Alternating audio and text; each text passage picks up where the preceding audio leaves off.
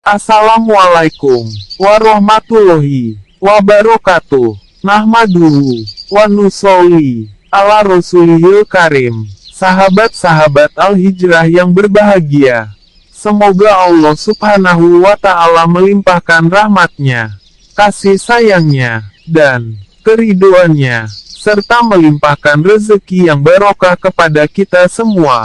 Amin. Amin. Ya Robbal Alamin. Sahabat-sahabat Al-Hijrah yang berbahagia, pada video kali ini, kami akan mempersembahkan pengajian ilmu Tauhid bersama dengan Gus Muklason. Sahabat-sahabat Al-Hijrah yang berbahagia, mari kita simak videonya. Mudah-mudahan kita diberi kepahaman oleh Allah subhanahu wa ta'ala. Amin. Assalamualaikum warahmatullahi wabarakatuh. Bismillahirrahmanirrahim. Alhamdulillahilladzi anzala yaumul qiyamah.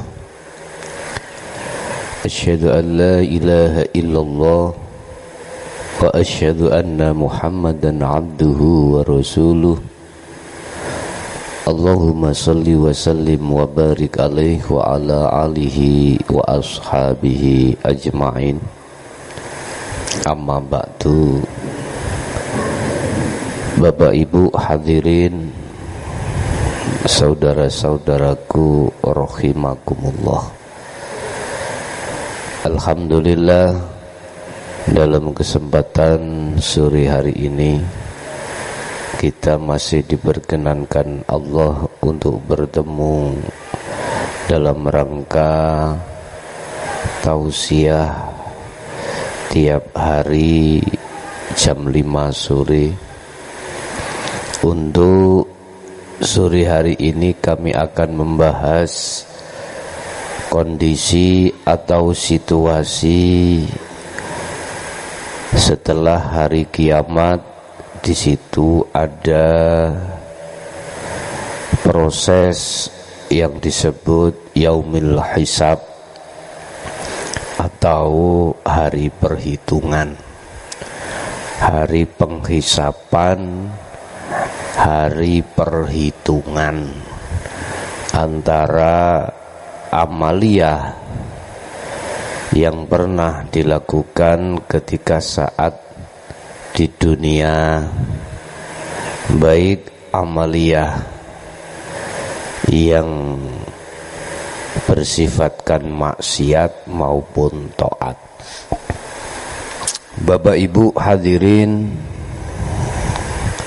dalam pandangan Islam dari kacamata syariat, bisa kita lihat di dalam surat Al-A'raf ayat 197. A'udzu billahi minasyaitonir rajim. Bismillahirrahmanirrahim.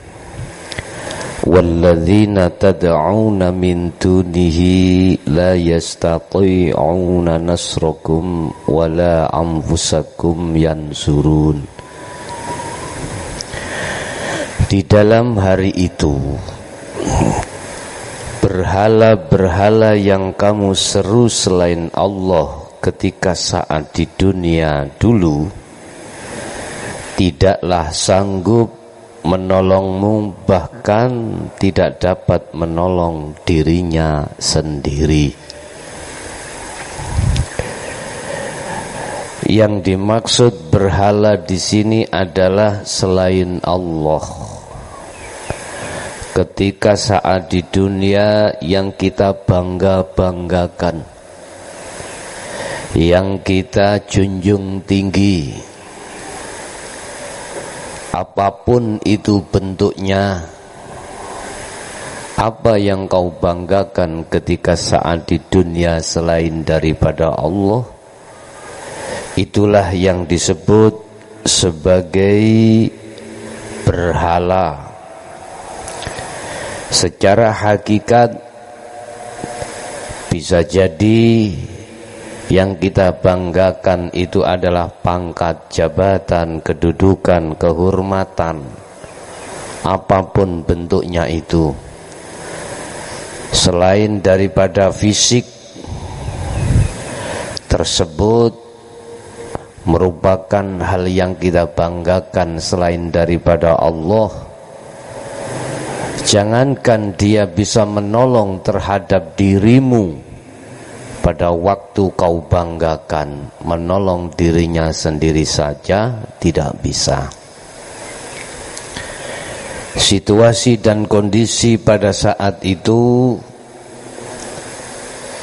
sungguh orang akan mengerti bahwasanya apa ketika saat di dunia kita membanggakan diri daripada selain Allah, sangatlah merugi.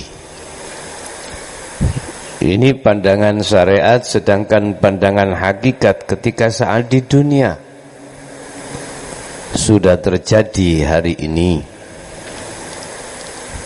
Bapak Ibu, apa yang kita banggakan selain daripada Allah? Coba, apakah bisa menolong hatimu dari ancaman Allah atau dari siksaan Allah yang berupa hati yang panas atau hati yang tidak sejuk? Toh itu pun sudah terbukti dan dibuktikan oleh setiap diri manusia tatkala yang namanya takdir sudah terjadi. Tetap kita tinggal merasakan apa akibat daripada itu semuanya. Bapak Ibu, dalam surah Al-Anbiya ayat 47 maaf, Allah mengatakan wa nadul mawazinal qisto liyaumil qiyamah fala tudlamu nafsun syai'ah wa in kana mithqala habbatin min khardalin ataina biha wa kafa bina khasibin. Dan kami Allah akan memasang timbangan yang tepat pada hari kiamat, maka tidak seorang pun dirugikan walau sedikit sekalipun hanya sebagai biji sawi, pasti akan kami datangkan. Dan cukuplah bagi yang membuat perhitungan Allah itu sendiri. Bapak Ibu, mengapa di situ ada perhitungan, penghisapan? Di situ ada dua kelompok. Ada kelompok yang memang dihisab atau dihitung disebabkan karena ketika saat di dunia hatimu selalu duduk di takholli. Ada kelompok yang bighairi hisab, di mana kelompok ini adalah sebagai kekasih Allah. Siapakah mereka yang dikatakan bighairi hisab? Lepas dari perhitungan atau tidak terhitung. Bapak Ibu, di dalam pandangan Islam kacamata syariat memang ada golongan yang bighairi hisab, golongan yang tidak dihitung atau tidak ditimbang, dikarenakan sudah bebas. Bapak Ibu, munculnya satu pertimbangan, munculnya satu hisab, ini sebab karena ada yang ditimbang, ada yang dihisab. Bahasa syariat, kau kemanakankah? Kau kemanakankah? Tentang masalah apa yang dititipkan Allah, baik anak, baik istri, baik harta benda, semuanya kau peruntukkan untuk apa? Apakah untuk memenuhi kepentingan nafsu pada dirimu? Di situ ada dua jalur. Ada jalur yang sesuai dengan agama, ada yang keluar dari jalur atau ril agama. Semuanya akan dihitung, walaupun seberat sebiji sawi, itu tidak akan pernah luput dari hitungan. Katakanlah serupiah pun itu akan terhitung. Bapak Ibu, mengapa munculnya satu perhitungan hisab pada diri kita sebagai golongan yang dihitung?